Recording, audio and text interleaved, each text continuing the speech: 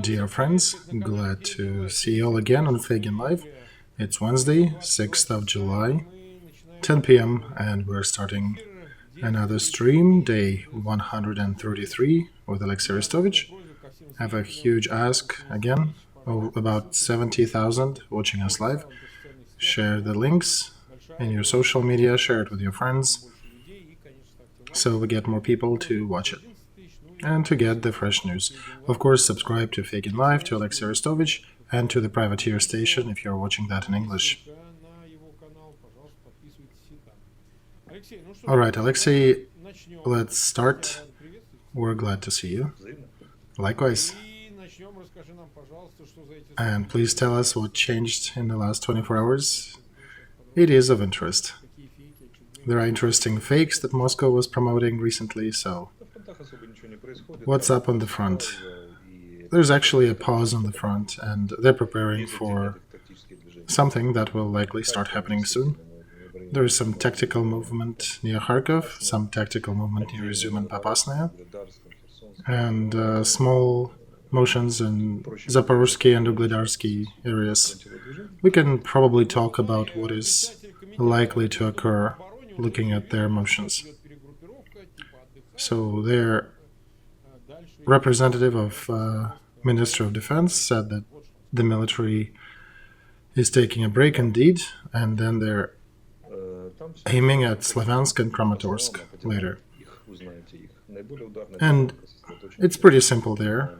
We can tell by the size of their group. It is generally from Izum towards Slavyansk, and also a bit to the right from Liman at 230 on this map.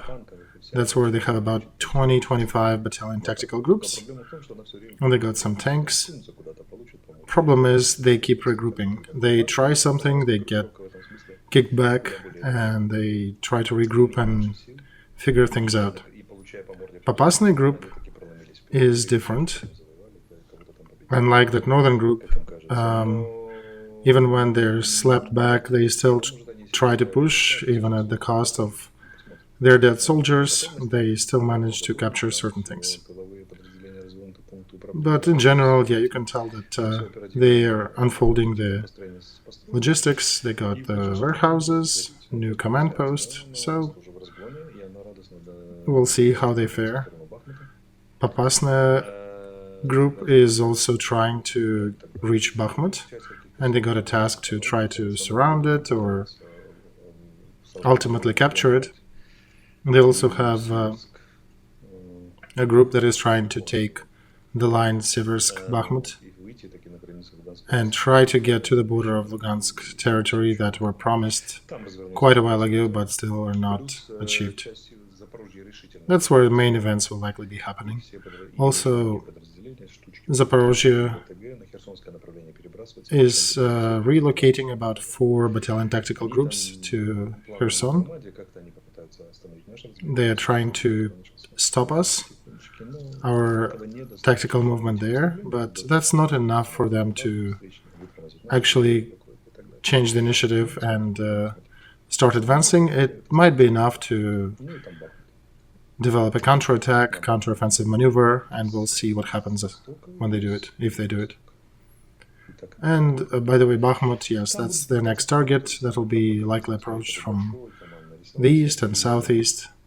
And there is a generally big protrusion there, and they'll be trying to cut it off. But this area is too big. It too much looks like a front that you need to attack head-on, so that might be a bit too expensive for them. But we can hear apocalyptic predictions left and right. I've heard so many things today here in Ukraine. They will attack us on all directions, and that's on the level of some pretty high-up bureaucrats. So it's almost like time to drink or grab one's hair. Second is Belarus is about to attack us. If not today, then tomorrow. That's another fake. Third thing, Odessa citizens wrote me a message. Odessa is not an alien city for me. I actually graduated from the military academy there. that news sounded as follows. On today's meeting in Kiev, they decided to give Odessa, to give it away. Give it away to whom? Nobody is advancing there. Yeah, right, Mark? It's already a made decision. We got Zminy, the Snake Island, back, but for some reason they're saying we decided to give away Odessa. Dear Odessians, nothing threatens you besides missiles. In order to do anything with Odessa, one needs to first capture Nikolaev. That perspective was stopped back at the beginning, even when they had a ton of more resources. We pushed them back, kicked them out. Vitaly, Kim, and other citizens of Nikolaev, they pushed it all back, did not let Putin's orcs advance there. Now, think about it. In order for them to take Lysychansk and Severodonetsk, relatively small towns, they threw 60% of what they have in Ukraine in that area. That's roughly about 9/10 of the whole Russian might to take these two cities. So how can they get all that or anything to Odessa across two puny bridges on Antonovsky and Novokakhovka to supply them? In a week, they'll get about 50 Chernobyevkas in that direction, and nothing's going to happen. There's a threat of cruise missiles hits of Odessa. Even if everyone has left Odessa now and wrote something on a flag saying that, hello, take the city, we give it up to you. Technically, it's an impossible task for them to do, because you need to still walk to Odessa to get it.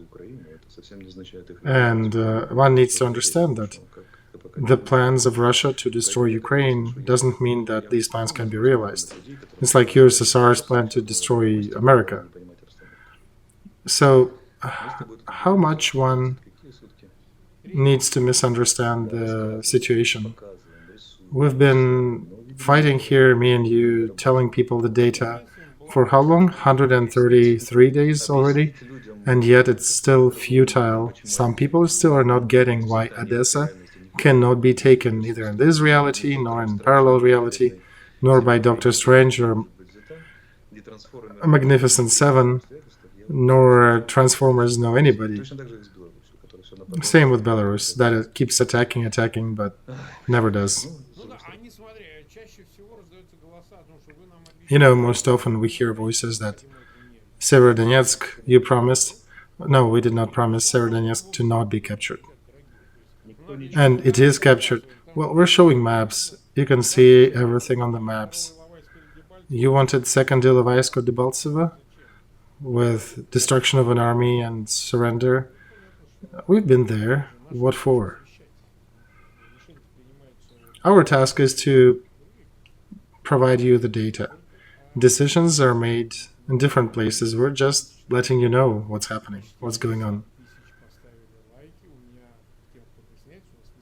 I got over 150,000 watching us, about 60,000 left their likes. Please share links to that stream in social media groups and everywhere. And of course, subscribe to the channels. Feygin Live and Olexiy Arestovych together are moving towards 1.6 million users. Privateer Station is humbly moving towards 1,000, so please subscribe. Please do not forget to do that. All right, let's go further.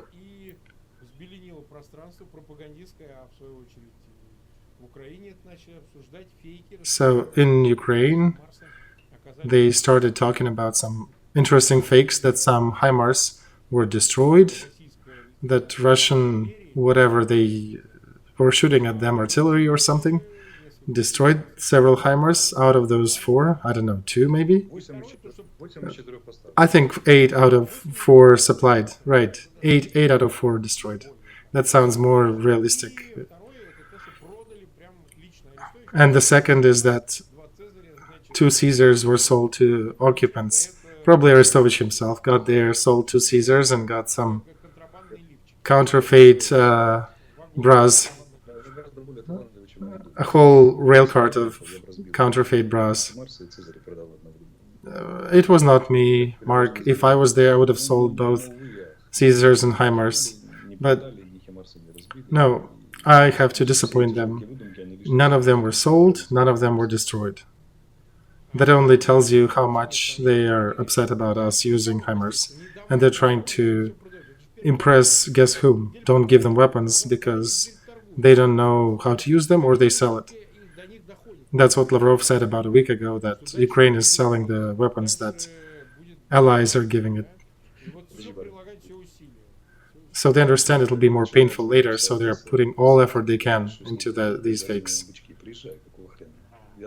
So now I'm starting to get messages from friends from Odessa.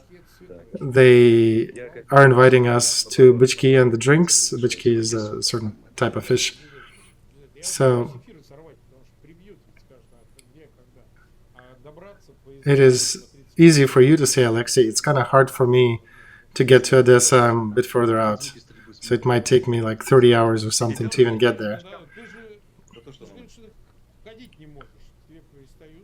Well, you know, people are attacking you for selfies when you go out for coffee. So if you and me will be out there in Odessa, they'll probably be surrounding us all the time. Well, you know, we eat one fish and then take another 20 selfies with them and then have a drink. But summing it up, we're saying nothing was sold, nothing was destroyed out of those weapons, right? Correct. So I don't know if we should show them the video saying, hey, these are the weapons you gave us, we still have them. Let me go back historically to the war with Iraq, towards the region H, towards Jordan. Iraq had Bruce complexes, old USSR stuff, shooting Israel. At that time, the best special forces, French of the Foreign Legion, American Delta, and British SAS, and Israeli special forces, trying to capture and catch these Scuds. That thing is twice bigger than HIMARS. It takes a long time to prep, and it takes a long time to fold and start moving away. Aviation can get them. There were a little bit of mountains, but in general it was just a steppe with nothing there. You can see like 10, 20, 30 miles out. Do you know how many of those Scuds they got? My memory misses some, but basically they got 4 or 2, and with a perfect visibility in a steppe with so many special forces trying to capture it. So they basically failed to intercept or do anything to this equipment.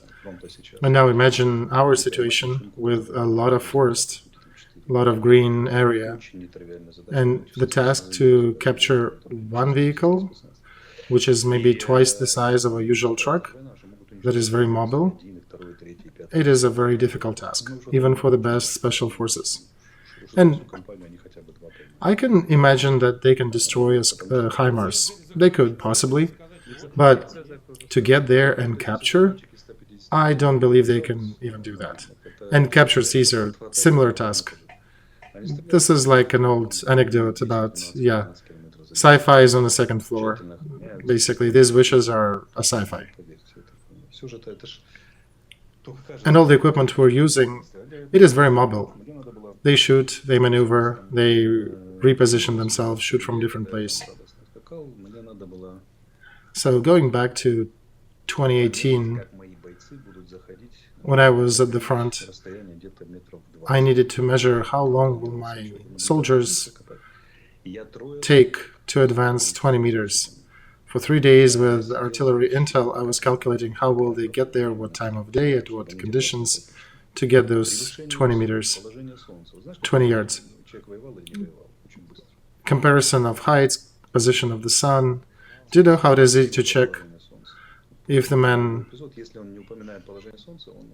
ever fought or not, on the actual front? Ask him about the sun positioning. if he cannot tell about the sun positioning, he never really professionally fought in a war. Not when I'm talking about professionals, professional military, not the ones who are just at the front somewhere, but professional fighters, they would indicate the position of the sun. So that was calculated with the sun, the stars, the heights, and we managed to get the distance because we distracted them, shot something, used the sun, used the weather, and they did walk those 20 meters, 20 yards. 5 soldiers needed to get to a certain point to dig a new observation point. So imagine how difficult would it be to catch a HIMARS. We have some very static points that we're using for observation. And we have Tochkas, the ballistic missiles. It is much bigger. It's like as if you're comparing a car with the Titanic. They're so slow. They're so big. And with all the aviation and special forces that they actually are not even sending them out to our territory, because the first couple attempts they tried ended up really bad for their special guys. So with all that, they have not even intercepted any Tochka. If it was real, most armies of the world would have stayed without the weapons already.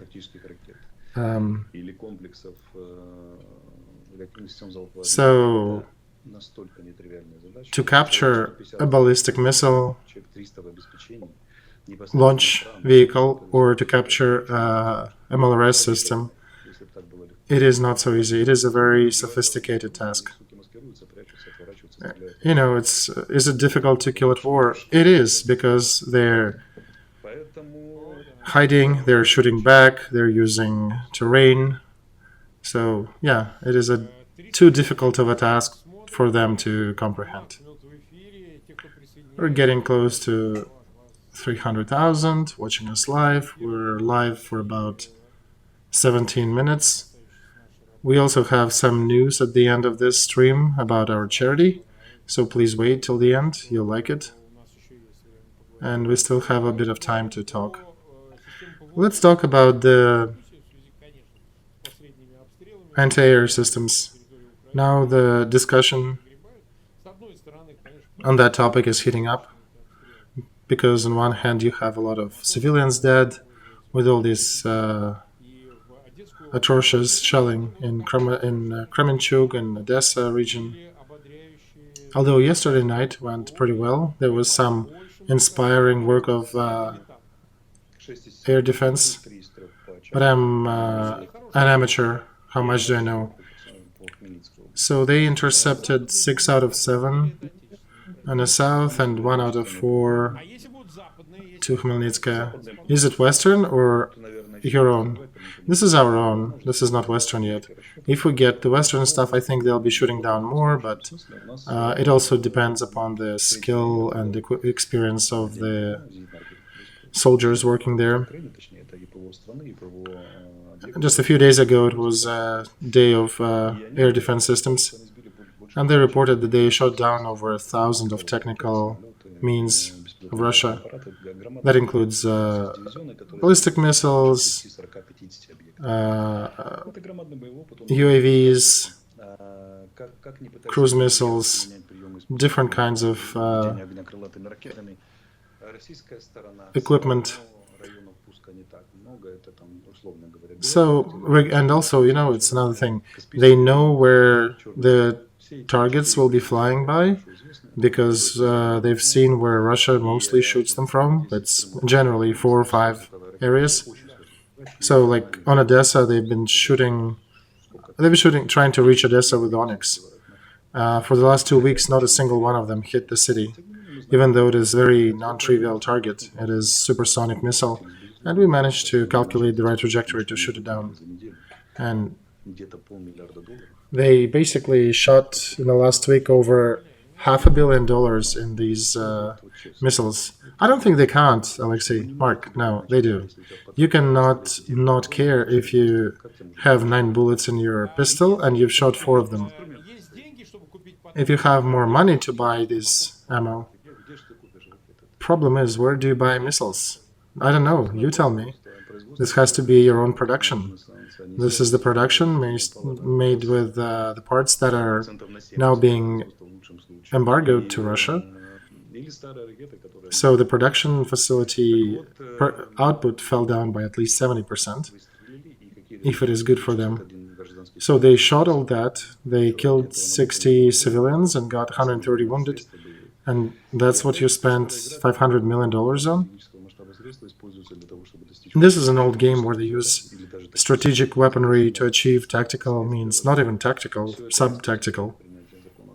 And the consequences basically strengthen the new sanctions and strengthen the willingness of our West allies to provide us entire defense systems. And they tried that, and they got too bad of a resonance publicly, especially when children are dying en masse in trade centers. So, do you think it matters for them? Not exactly, but it does in a covert way. Because what happens after that? They go to Kazakhstan and ask for more missiles or components. Kazakhstan tells them, no, go F yourself, because they don't want to be part of that interaction. So that turned out to be a bad game. Of course, they will continue it as much as they can, but the tactic of missile terror, I don't think they will get back to it, looking at the consequences, what happened the last week and a half. This is just not rational, not smart. All right, let's go over a few more questions. Russian Duma, Russian Parliament, ended their session.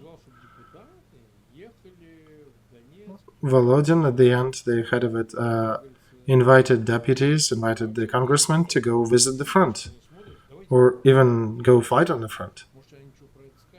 Imagine, they probably are watching our show, some of them do. Do you think you can shell them?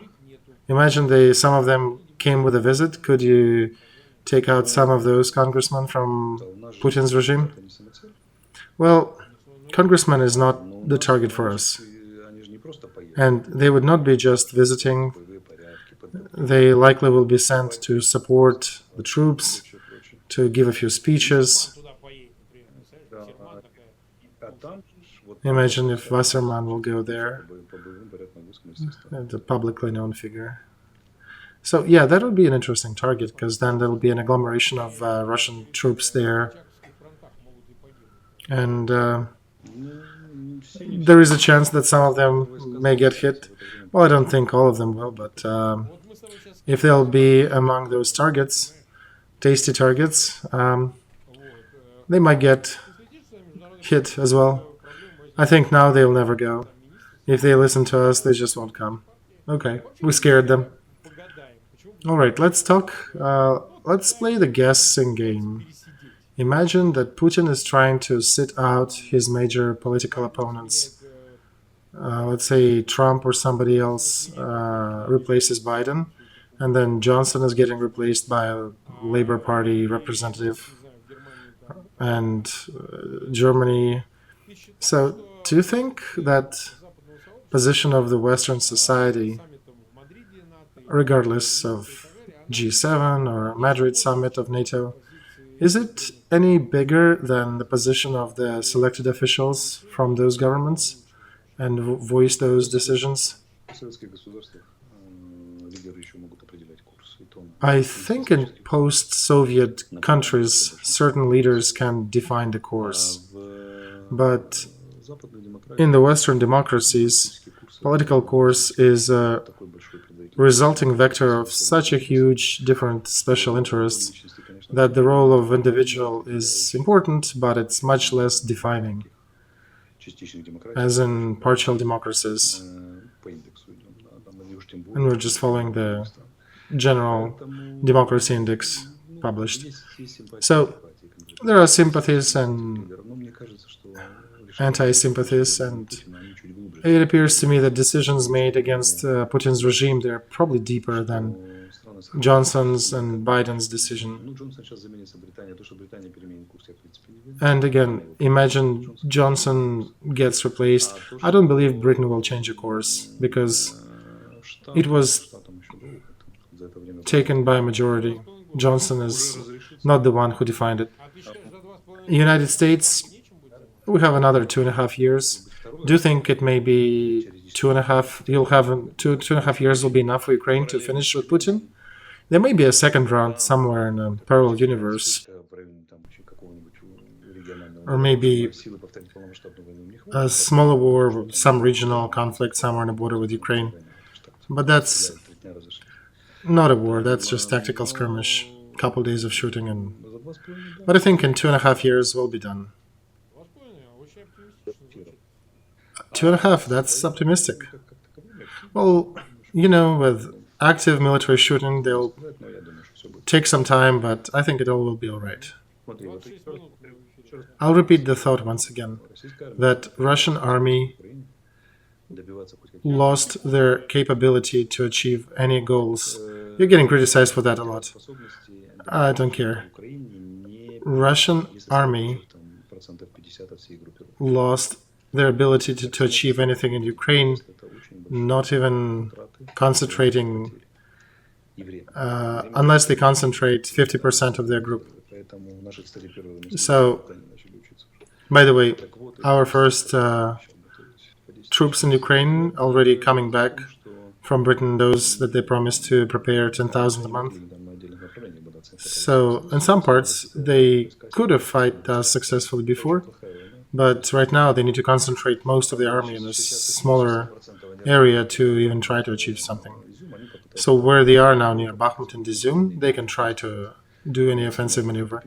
Any other area of the front, they'll need to take the forces out of the existing area near Izum and Bakhmut and throw it to that new place. But that means that we might counterattack there. So I'm very skeptical about brave attempts of Russians to take Slavyansk. And so we'll see. There is really no guessing here. This month will show pretty well where the whole fight is going. And by the beginning of August, we'll see who keeps which positions. And our big baseball bat is coming to fruition. It's growing and getting stronger as the Lend-Lease is approaching. So I have another discussion in relation to statements of Vladimir Zelensky about guarantees of security. And remember, Scholz made a statement on the conference, on G7 conference. He laughed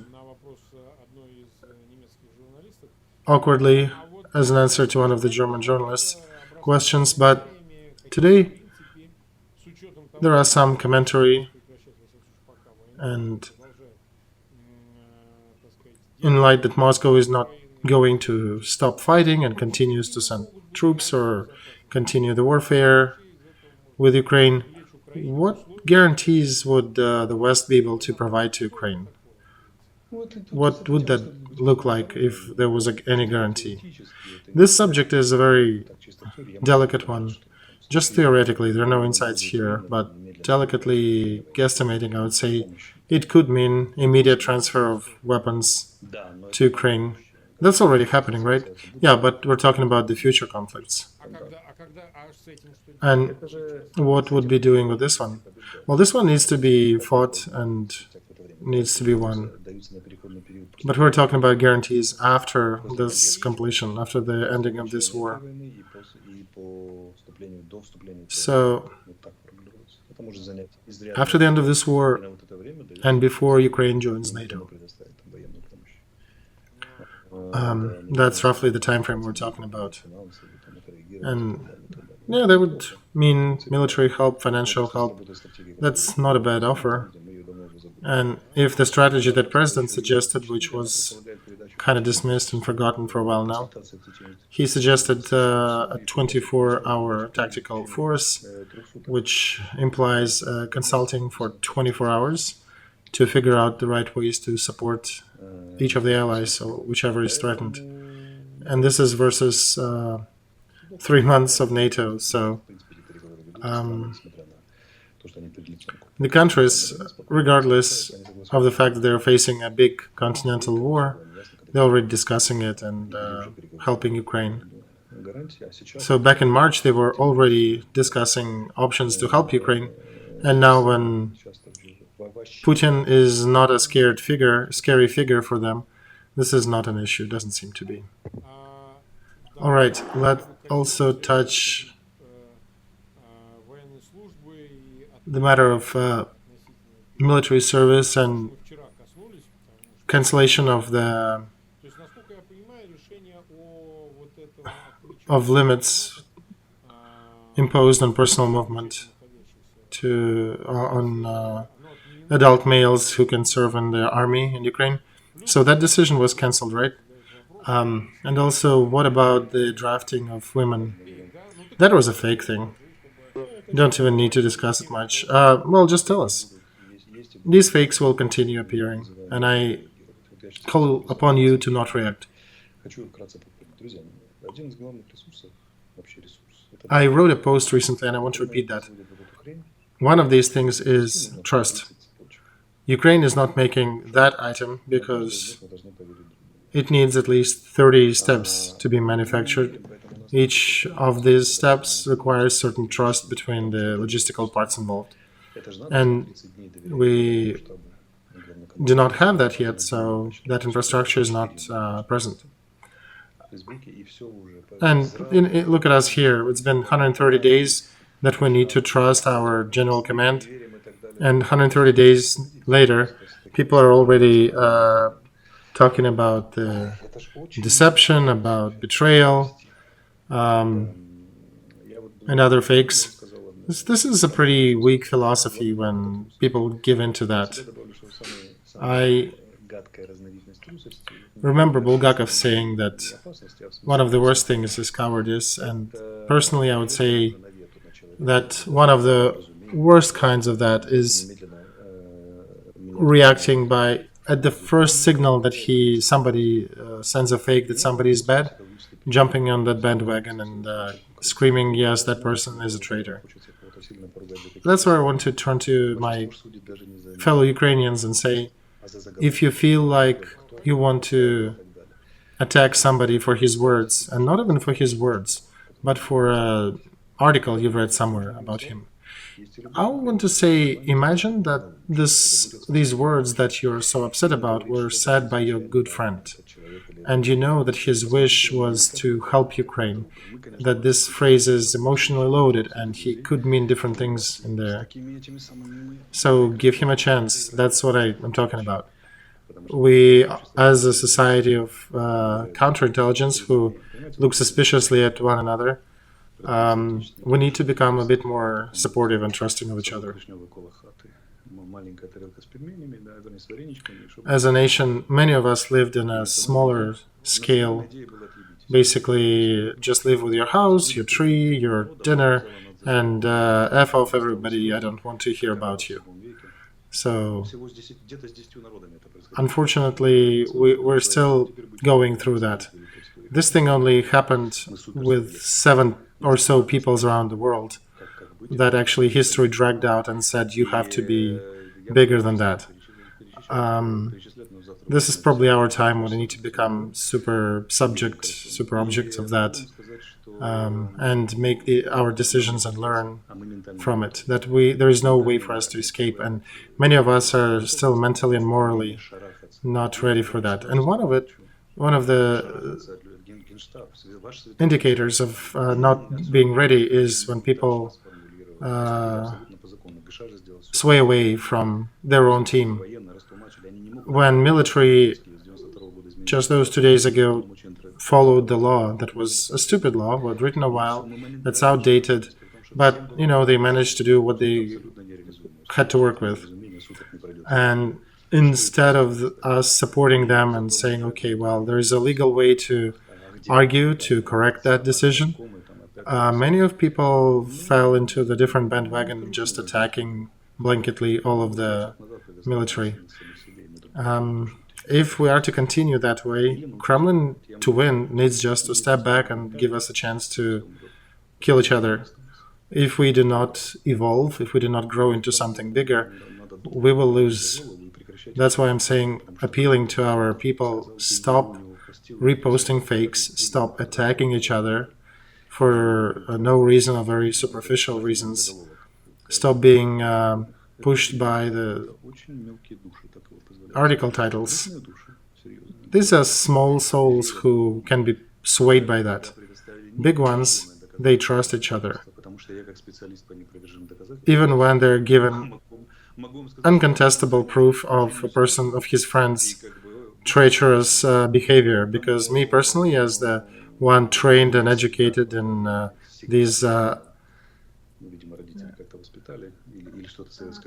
acts of intelligence, I want to say that even if the whole world told you that your good friend that you trust is a scumbag, until you personally verify that, you should not be changing opinion about your friend. And many people are not even they're still following in the old paradigm. Small blow of wind, and they run around screaming that military are betraying us. Military are feudalists who want to keep us all in the towns and keep us handy for fighting. And that's the stuff that women in the army, conscripted, not volunteered, about Odessa being given to somebody deep in the middle of Ukrainian territory. So we just keep trying to dispel that kind of behavior on this show. We're trying to help you all grow and explain that there is no way to capture Odessa. There are no feudals in our military. Nobody wants to rob you. Nobody wants to do that. So stop it. Those hundreds, thousands of you who believed and propagated these fakes, stop doing it. We need to grow. All right, that kind of is a cause for optimism. We've been live for 38 minutes. Tomorrow we have a pause. Tomorrow is Thursday, right? No, this week we don't have pause. This week, Thursday, we do work. Oh, great. I appreciate that.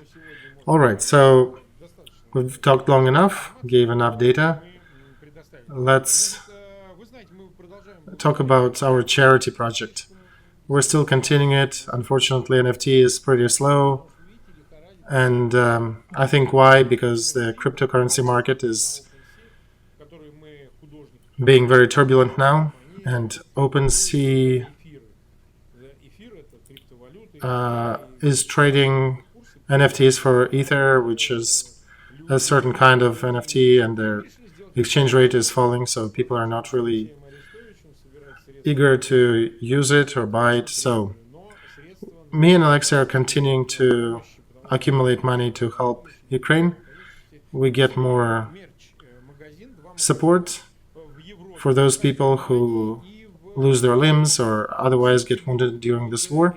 So we put a merchandise store with, look at that, Feygin and Arestovych. One is a terrorist, another is a foreign agent. I think this is a pretty unique picture. So those who can order these t-shirts, mugs, or other things, go ahead. Please do it. We will not waste this money to drinks, especially Arestovych. He doesn't, during the war at least. And we'll transfer these monies to help people who need medical help, to those who lost their relatives, to those who lost their health. There is European store, there is American store on this site.